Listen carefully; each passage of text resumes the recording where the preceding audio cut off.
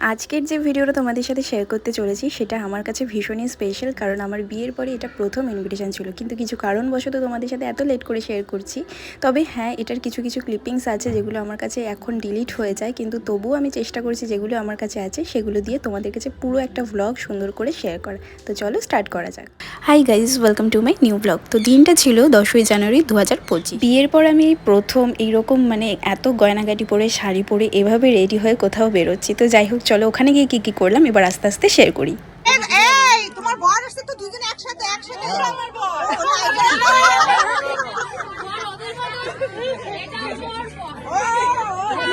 ওটা ব্যাপার না,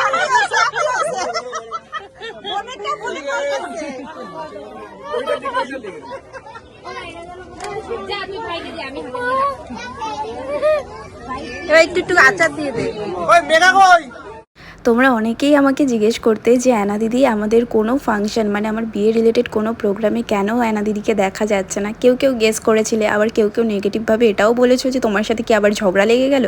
আমি এটা বুঝে পাই না যে তোমরা যদি কাউকে না দেখতে পাও কয়েকদিন ধরে, তাহলে সেটা মানে কি করে ভাবো যে তার সাথে আমাদের ঝগড়া হয়েছে বলেই তোমরা দেখতে পাচ্ছ না। সুবিধা অসুবিধা তো মানুষের থাকতেই পারে, তাই না? আর এটা এরকম একটা ব্যাপার বলেই মানে হয় না যে একটা সঠিক টাইমের পর জানাতে হয়, তো সেই কারণেই এতদিন ওয়েট করছিলাম। আচার চাইছে। পরে খাবে, আমি এটা দিয়ে দাও। কি এটা? তাহলে বীজ ছাড়া দে। দিশাদি তুই ওই গদাটা খাও।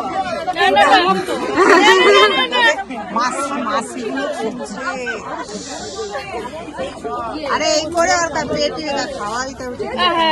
এবার চলো একটু ফটোশ্যুট করে নিই। আর আরও সবাই যারা যারা মানে অ্যানা দিদিকে খাওয়াচ্ছিল, তো সেই ক্লিপিংসগুলো সবটাই ডিলিট হয়ে যায়, তাই আর মানে শেয়ার করতে পারিনি। এগুলো তাও আমি অ্যানা দিদির কাছ থেকে নিয়ে তোমাদেরকে দেখালাম। আর যদি সেগুলোর মানে ডিটেলস ব্লগ দেখতে হয় তাহলে সেগুলো অ্যানা দিদির ব্লগে দিয়ে মানে গিয়ে দেখে নিও, কারণ আমি ভীষণ আফসোস করেছি, একদিন তো কেঁদেও ফেলেছিলাম যে ক্লিপিংসগুলো ডিলিট হওয়ার জন্য। তো যাই হোক, আর সত্যি কথা বলতে আমার বিয়ের টাইমে অ্যানা দিদিকে ভীষণই মিস করছিলাম, কারণ অ্যানা দিদি যাবে বলেই ঠিক ছিল, কিন্তু লাস্ট মোমেন্টে গিয়ে একটু প্রবলেম হয়ে যায়। তো যেহেতু অ্যানা দিদির বাড়ির থেকে মানে আমার বড় মাসির বাড়ি থেকে আমাদের বাড়ির দূরত্বটাও অনেক, তো সেই কারণে আর রিস্ক নেয়নি, সেই জন্য আর আসিনি। মানে ওর না হলে শাড়ি ঠাড়ি সমস্ত কিছু রেডি ছিল ও আমার বিয়েতে আসবে বলে। আর সত্যি বলছি যে প্রচুর মিস করেছিলাম। আর সেই জন্যই হয়তো আমার বিয়েতে না একটা গান পর্যন্ত মানে হয়তো বাড়িতেই আমার গান যা শুনতে পেয়েছো, কিন্তু বিয়ের দিনেও যা মানে এত হচপচ হয়েছিল, বউ ভাতেও মানে ও এত ব্যস্ত ছিল, তো একটা গান পর্যন্ত চলেনি। আর এই সব জিনিসগুলো অ্যানা দিদি সব সময়ের জন্য ভীষণ পছন্দ করে। তো আমি সেটাই গিয়ে বলছিলাম যে অ্যানা দিদি তুমি ছিলে না বলে একটা গানও কিন্তু আমাদের বিয়েতে বাজেনি মানে হচ্ছে গিয়ে সবাই ভুলে গিয়েছিল এই ব্যাপারটা। তো যাই হোক, এখানে মানে উডবি মম অ্যান্ড ড্যাডের ফটোগ্রাফি চলছে। আমাদের খাওয়া দাওয়া হয়ে গেছে, সবাই মানে মায়েরা সব মায়েদের গ্রুপে ঢুকে গেছে, বড়েরা বড়দের গ্রুপে, আর আমরা ফটো এই যে এটা কি দিলওয়ালি বুয়া, আমরা দুজন। হ্যাঁ, এটা নতুনত্ব লাগলো, মানে প্রপার্স নিয়ে খুব ইচ্ছা ছিল আমার বিয়েতেও একটা কিছু করার, কিন্তু সে যা হচপচ হয়েছে আর হয়নি। যাই হোক, বাবা ওইদিকে গল্প শোনা যাচ্ছে। তুমি তো গিয়ে আগে বসো, ওরে বাবা রে তুলতে হবে।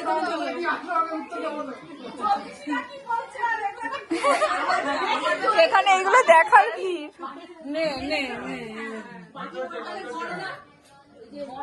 চলো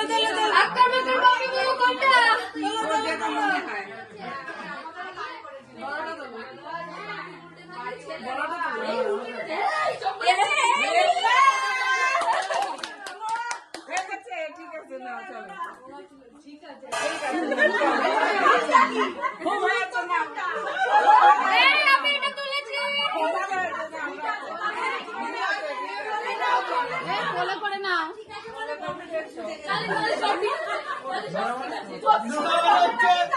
এই ওটা করলে নে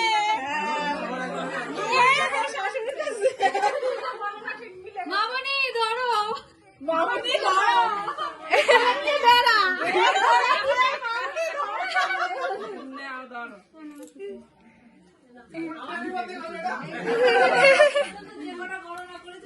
ঠিক আছে বিশ্ব বাংলা থেকে যাই তো মানে ভাবি মা থাকলে এক্ষুনি বলতো যে ওরা বেশি দামের টিকিট কেটেছে তাই ওপরে বসেছে, আমরা কম দামের টিকিট কেটেছে তাই আমরা নিচে বসে আছি। এখনো চণ্ডীগড় আছি মানে শুনে ব্লগ ব্লগ করেছে, পরের ব্লগ আজকে এখনো চণ্ডীগড় আছি, হায়দ্রাবাদে চলে গেল, তার মধ্যে একদিন হায়দ্রাবাদ চলে গেল। এর মধ্যে একদিন দেখে অধিবাসের ব্লগ দিয়েছে, আমি কিরে ভাই আমার বিয়ের কথা মনে আছে। তারপরে আবার কি জানো ও গোপাল পুজো করে গেল বসে। আমি ওর বিয়ের সময় কত বলেছিলাম তুই প্রপার ভাবে দে ভিডিও গুলো, ও ল্যাদ খেতে খেতেই আর ভিডিও গুলো দিল না। এখনো জানিস বলে লোকজন বোনের চ্যানেলের ইয়ে দাও, তোকে দেখলে পরেই আমি মনে মনে ভাবি দিয়ে দেখে অবস্থা। তুই কর, তোরটা দিয়ে কর।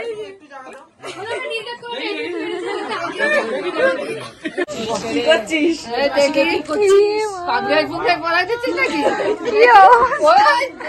আমরা এইসব নিয়েই পড়ে আছি। আর ভিডিওটা আগের ভিডিওটা দিকে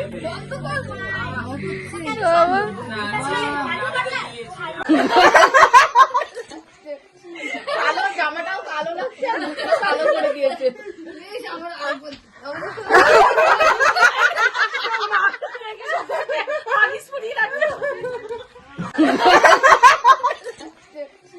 কালো জামাটাও কালো লাগছে, কালো করে দিয়েছে।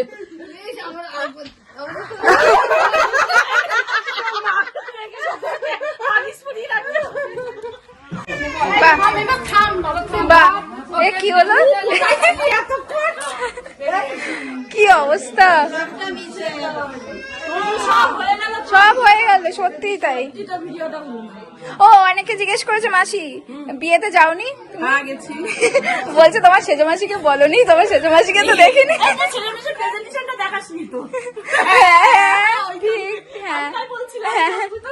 না এটা অনেকে জিজ্ঞেস করেছিল, হ্যাঁ মাসি আসলে ক্যাশ দিয়েছিল সেই জন্য।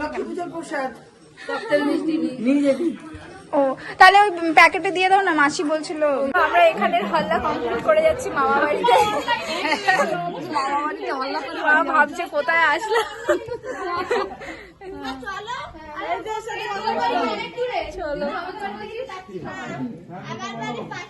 তুই কার সাথে যাবি? এখানে স্কুল ড্রেস ও এখন পড়তে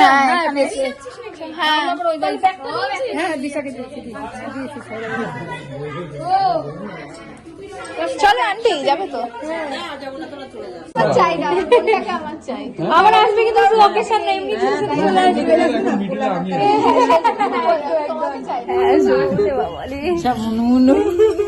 সত্যি আমাদের লাইফ গুলো কেমন চেঞ্জ হয়ে গেল এইগুলোর জন্য। আরেকটা নেই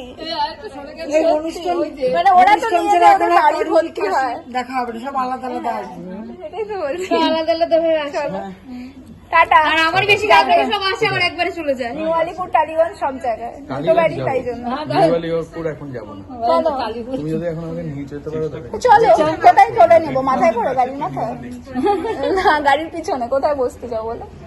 ডিকির মধ্যে নিয়ে যাও, ডিকিতে নিয়ে যাও, যেখানে বসতে যাও তুমি বসতে পারো। মিষ্টি দিও না, মিষ্টি দিও না, মিষ্টি দিও না। তুমি কোল্ড ড্রিঙ্কস খাবে? কোল্ড ড্রিঙ্কস দাও। তোমাদের সত্যি দেখে ভাই ভাই লাগছে গো,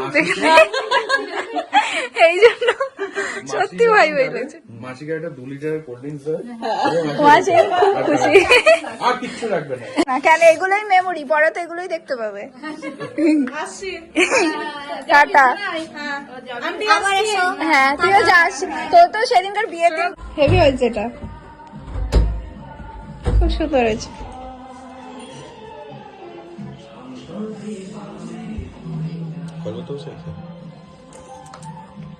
আমি ওয়েট করছি দাদা বার করবো তার জন্য হলো জানি সুমন দাদা। সুমনের হয়েছে, সবাই অপারেশন করে, বিনার দিদির হলো এই রিসেন্ট কদিন আগে।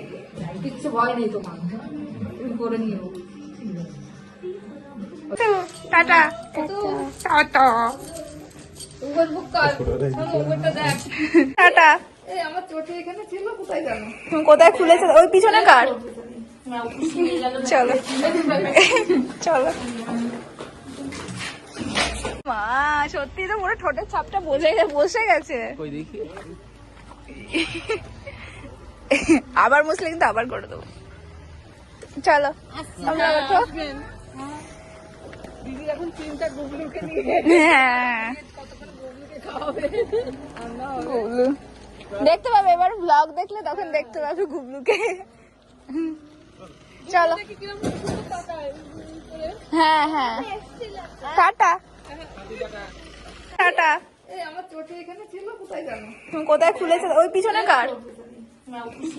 চলো চলো।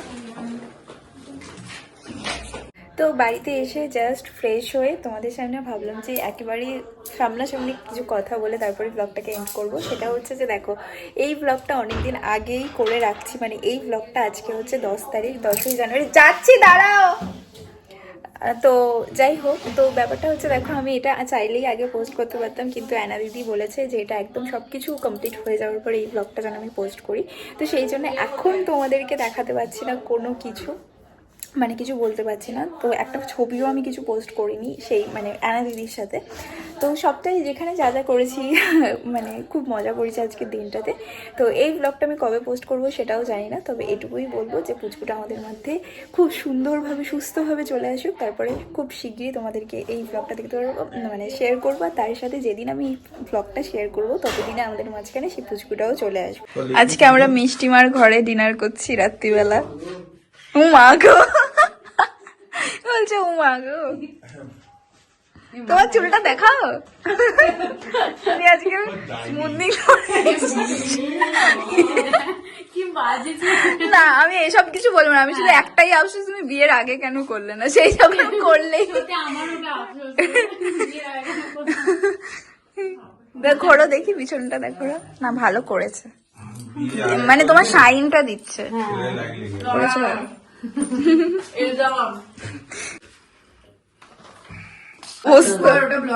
না না, আমি কেটে দেবো, ভয়েস দেবো না, এগুলো অভ্যাস হয়ে গেছে। তো চলো, আজকের ব্লগটা এখানেই এন্ড করছি। দেখা হবে নতুন একটা ভিডিওর সাথে, ততক্ষণের জন্য সবাই খুব খুব খুব ভালো লাগে, টাটা। আর হ্যাঁ, আর একটা কথা হচ্ছে, এইটা হচ্ছে আমাদের মানে বিয়ের পরে ফার্স্ট ইনভিটেশন ছিল।